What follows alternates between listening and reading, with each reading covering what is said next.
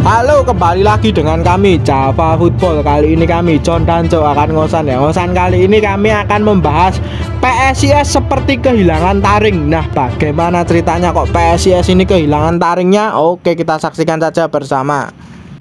Nah, kan betul sekali tebakannya. Memang pemain asing dari PSIS ini di atas rata-rata dia pemain lokalnya ataupun badan lokal-lokale seperti itu, bisa dibilang seperti itu. Jika PSIS ini kehilangan salah satu pemain asing ini, ya mungkin akan dampaknya terlihat sekali. Pola permainan PSIS ini sangat berubah sekali, bahkan bisa dibilang kembali setelan pabrik kalau kata komen-komenan ke netizen-netizen di Twitter ataupun di IG. Ya, bisa dibilang seperti itu. Ya sangat disayangkan juga memang penunjukan pelatih yang lamban dari sejak awal musim kemarin, terus konflik-konflik terjadi di kubu manajemen, lalu memang banyak ya menurut pandanganku itu faktor-faktor yang terjadi di kubu PSIS Semarang ini. Ya mungkin oke, ketika waktu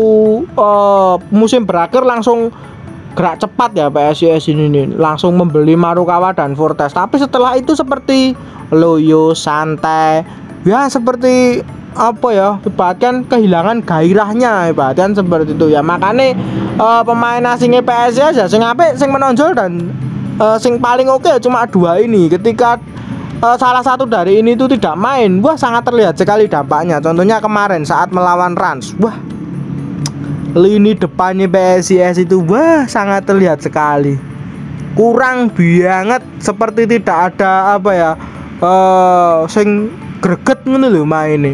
Kalau dari Marukawa sendiri sudah bermain oke sepertinya. Kalau dari pemain-pemain lain juga sepertinya juga oke. Cuma minusnya itu ketergantungan dari pemain asing itu cukup berbahaya juga ya bagi klub untuk kedepannya. Menurut pendapatmu Cuk tentang PSIS ini, ketergantungan dengan pemain asing ini bagaimana ini? Ya itu sudah kita bicarakan ya pada waktu itu ya. Memang kalau di Liga Indonesia itu ketergantungan dengan pemain asing itu sangat luar biasa. Karena memang ya kualitas Liga Indonesia itu kan memang enak ditonton karena memang ada pemain asing. Coba gue nonton Liga Loro, terus gue nonton Liga Siji, tapi itu rasanya karena ada pemain asing itu. Jadi memang ya John, ini kan juga problem dari pembinaan Indonesia sih, pembinaan sepak bola Indonesia, bahwa kualitas pemain lokal kita itu kurang. Setidaknya kalau nggak bisa menyamai, ya selisih sidik lah ya. Orang jomplang banget. Kalau jomplang banget ini kan bahaya.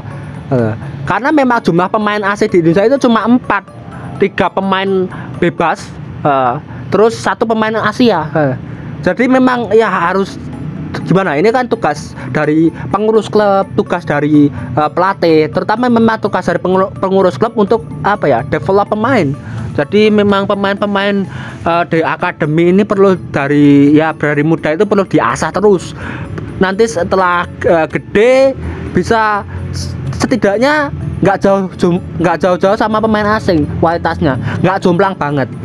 Ini problem di Indonesia, nggak cuma PSIS sebenarnya ini. Ya betul sekali. Memang pertandingan kemarin itu berakhir imbang dengan skor 1-1 waktu melawan Rans. Tapi itu sebenarnya kalau tidak diberi kartu dibeli voucher oleh wasit, PSIS itu sebenarnya kalah. Dalam arti memang bisa dibilang PSIS pada saat itu memang kalau saya boleh jujur wasit memihak sekali terhadap PSIS ya. Walaupun memang trik-trik seperti itu dalam dunia sepak bola memang dibolehkan, wajar. Tetapi memang kalau dari segi permainan, wah ini masih kurang lah. Banyak minusnya kalau untuk PSIS itu. Sebenarnya tim ini juga didukung oleh ribuan supporternya di stadion di Stadion Jatidiri, tapi juga tidak bisa memaksimalkan gitu. Maksudnya, wah bajiseng. Kalau hanya seperti ini itu target untuk AFC ataupun papan atas ya susah gitu loh. Maksudnya jangan selalu ketergantungan. Dalam arti memang harus berkembang sendiri. Ini kalau saya baca komen di netizen Instagram ataupun Twitter, banyak sekali yang komen seperti ini. Pemain lokalnya itu kualitasnya juga cukup buruk dan pelatihnya juga yang direkrut ndelalai loh ya. Dulunya membawa klubnya itu terdegradasi gitu. Maksudnya Persiraja itu terdegradasi gitu. Dalam arti dari segi pola permainan dari PSIS sendiri itu terlihat sekali yo ala kadarnya gitu. Maksudnya seperti biasa-biasa aja. Menurut pendapatmu Cok, apakah berpengaruh ini tentang pelatih ataupun gimana ini? Ya kalau pelatih juga berpengaruh ya, karena memang track recordnya buruk ya. Pelatih ini membawa Persiraja degradasi, terus akhirnya direkrut PSIS. Jadi memang ya nggak ada prestasinya. Terus ketika dia mengelola PSIS ya hasilnya begini. Walaupun ini masih match pertama ya. Terus kita berbicara lagi soal pemain lokal dan pemain asing.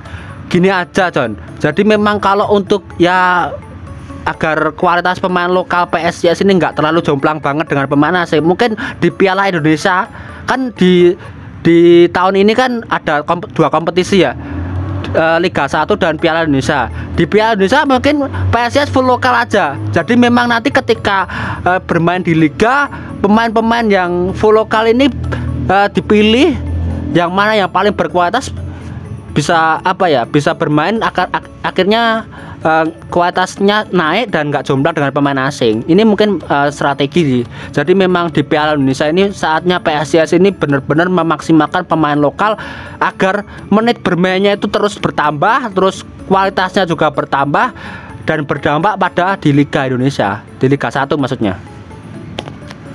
Ya betul.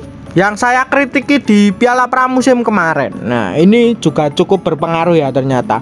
Pramusim tahun kemarin PSIS itu banyak mengorbankan pemain dan pemain tersebut itu bersinar, ibaratkan seperti itu. Nah tahun ini PSIS itu seperti pramusim ini dianggap seperti serius gitu. Dalam arti emang ya tidak menyalahkan juga pramusim itu dianggap serius ataupun gimana, tapi dalam arti ya setidaknya memang eman-eman gitu. Maksudnya kan berdampak seperti ini tuh. Kalau apa seandainya memang Fortes itu juga disimpan ataupun masih dianu ya, mungkin saat ini masih liga itu Fortes juga masih oke, masih bisa bermain tidak cedera gitu. Dalam arti kan seperti itu. Ya ini cuma turnamen pramusim atau saya harap memang Piala Indonesia PSIS ini bisa menampilkan bakat-bakat lokalnya lagi, bahkan ngorbit ke pemain-pemain top lah. Dalam arti seperti itu. Kalau untuk liga ya tetap tampil serius, tampil oke dan tampil bagus lah, fighting lah, ibaratnya seperti itu. Nah kalau untuk tentang PSIS hanya itu saja sih kekurangannya. Jangan terlalu berharap terhadap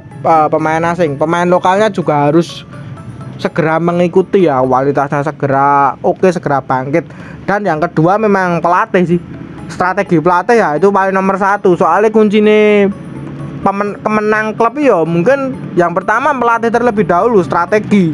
Nah strategi ini tahu jalan ataupun pemain ra ngerti bahasamu, ra ngerti bahasamu yo kuwi repot juga sebenarnya ya. Mungkin saya harap ada translator yang bisa mentranslatekan strategi ini pelatih lah, seperti itu. Nah mungkin itu saja perbincangan kita tentang PSIS ini. Jangan lupa like, comment, subscribe.